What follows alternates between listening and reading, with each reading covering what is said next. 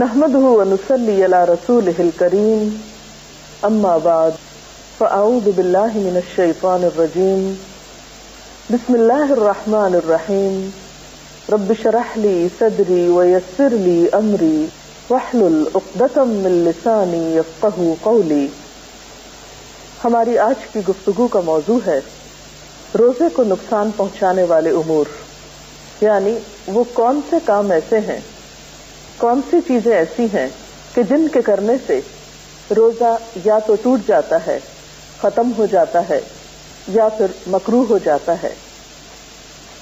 سب سے پہلی بات اس ضمن میں یہ ہے کہ کوئی بھی چیز اگر انسان جان بوجھ کر اپنے حلق سے اسٹمک تک لے جائے تو اس سے روزہ ختم ہو جاتا ہے۔ اسی طرح کچھ اور چیزیں ایسی ہیں جو روزے کی خرابی کا یا روزے کے نقصان کا سبب بنتی ہیں۔ ان میں مثلاً کان اور ناک میں اس طرح دوا ڈالنا کہ اس کا اثر حلق سے نیچے تک چلا جائے، یا وہ دوا کان اور ناک کے راستے سے حلق کو پار کرتی ہوئی معدے تک پہنچ جائے، یعنی ایک چیز آپ نے کھائی نہیں لیکن ناک کے راستے وہ وہی عمل کر رہی ہے جو منہ کے راستے کوئی چیز معدے میں داخل کرنے سے ہوتی ہے۔ لیکن اگر کوئی دوا حلق تک نہیں پہنچتی، یا کوئی چیز آپ کان میں ڈالتے ہیں اور وہ حلق تک نہیں جاتی یا حلق سے معدے تک نہیں جاتی، تو اس میں حرج نہیں ہے۔ حضرت حسن رضی اللہ تعالیٰ عنہ فرماتے ہیں روزہ دار کے لیے ناک میں دوا ڈال لینے میں حرج نہیں اگر وہ حلق تک نہ پہنچے، یعنی بعض دوائیں تھک ہوتی ہیں یا صرف ظاہری حصے پر لگائی جاتی ہیں یا شروع کے حصے میں ہی لگائی جاتی ہیں، تو اس سے روزے کو نقصان نہیں ہوتا۔ اسی طرح اگر کوئی شخص جان بوجھ کر قے کرتا ہے، مثلا حلق میں انگلی ڈال کر یا کوئی چیز ڈال کر، تو اس سے بھی روزہ ختم ہو جاتا ہے۔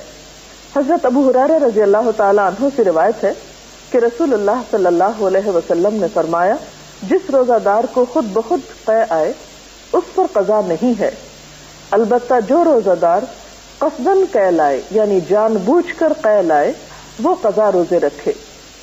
اسی طرح کلی کرتے ہوئے اگر حلق میں پانی چلا جاتا ہے اور حلق سے اندر چلا جاتا ہے تو اس سے بھی روزہ ٹوٹ جاتا ہے۔ حضرت لقیط بن صبرہ سے روایت ہے کہ میں نے کہا یا رسول اللہ صلی اللہ علیہ وسلم وضو کے بارے میں مجھے کچھ بتائیے۔ آپ نے فرمایا وضو پورا کرو، انگلیوں کے درمیان خلال کرو اور ناک میں اچھی طرح پانی ڈالو، لیکن اگر روزہ ہو تو پھر ایسا نہ کرو، کیونکہ اس میں اندیشہ یہ ہے کہ پانی حلق سے معدے میں پہنچ جائے گا۔ اسی طرح کوئی ایسی چیز انسان نگل لے جو عادتاً کھائی تو نہیں جاتی لیکن نگل کر معدے تک پہنچ جاتی ہے تو اس سے بھی روزہ ٹوٹ جاتا ہے۔ مثلاً کسی قسم کی کوئی لکڑی یا لوہے کا کوئی ٹکڑا یا کوئی کچا دانا وغیرہ، یعنی وہ چیزیں جو عام طور پر کھانے کے لیے استعمال نہیں ہوتی لیکن انسان ان کو حلق تک لے جاتا ہے اور وہاں سے معدے تک وہ پہنچ جاتی ہیں، تو ایسی چیزیں بھی روزے کو فاسد کر دیتی۔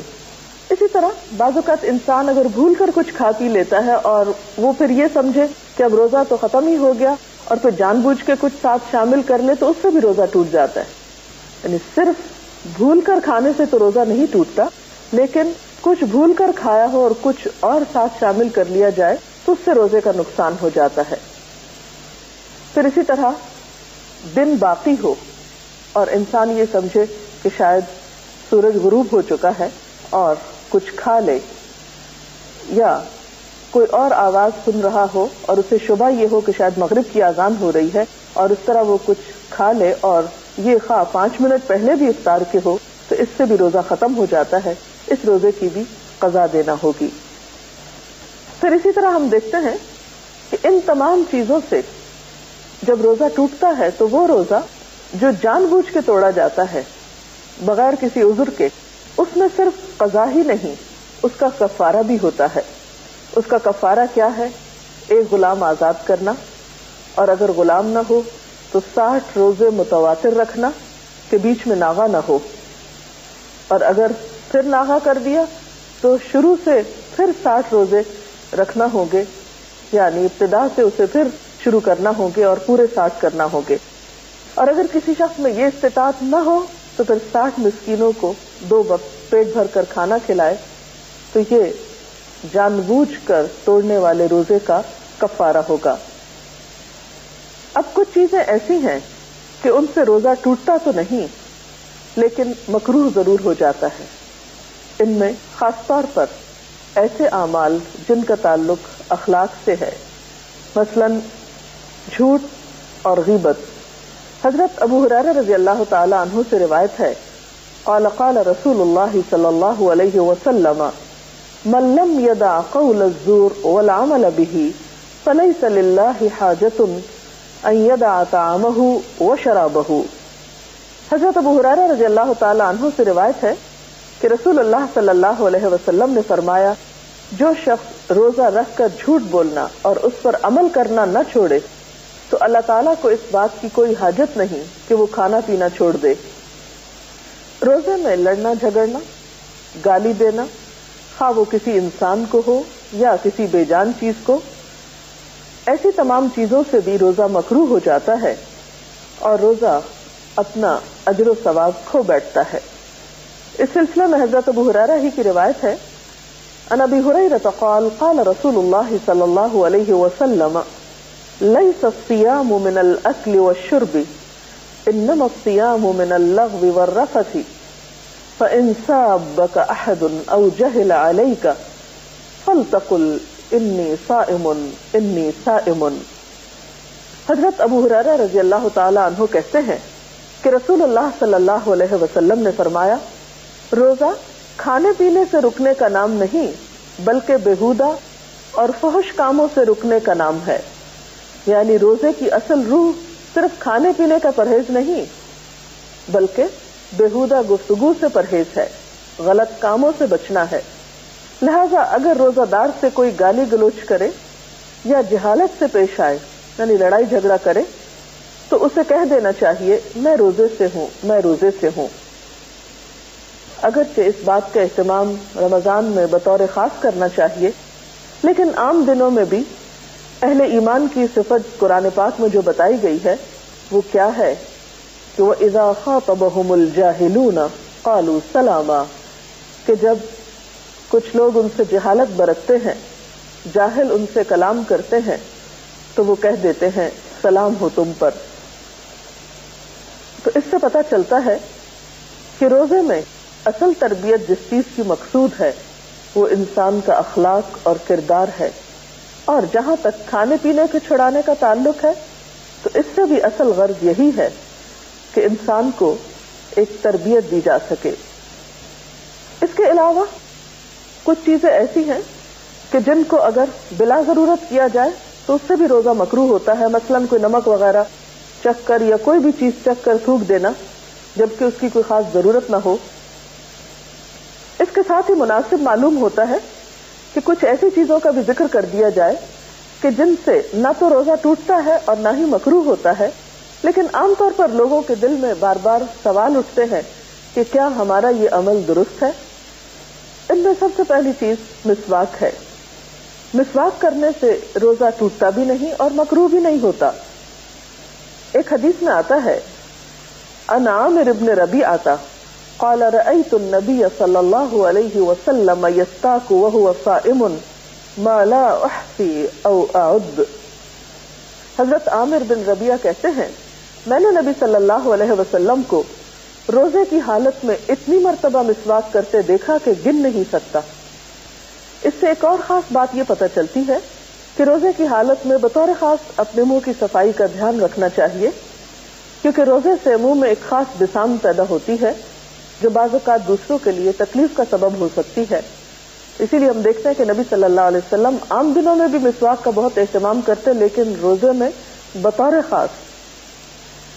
اسی طرح آنکھوں میں سرما ڈالنے سے یا سر میں تیل لگانے سے بھی روزے پہ کچھ اثر نہیں پڑتا. قال ابن مسعود اذا كان صوم احدكم فليصبح دهينا مترجلا. حضرت عبداللہ بن مسعود فرماتے ہیں کہ جب تم میں سے کوئی روزہ دار ہو تو اسے تیل کنگھی کر لینا چاہیے، یعنی اپنی حالت سنوار کر رکھنا چاہیے۔ اسی طرح خوشبو سونگھنے سے، کوئی پرفیوم وغیرہ سے سونگھنے سے یا لگانے سے روزہ نہیں ٹوٹتا۔ گرمی، پیاس اور موسم کی شدت کی وجہ سے اگر کوئی شخص بار بار نہاتا ہے یا سر پہ پانی ڈالتا ہے تو اس سے بھی روزے پر اثر نہیں پڑتا۔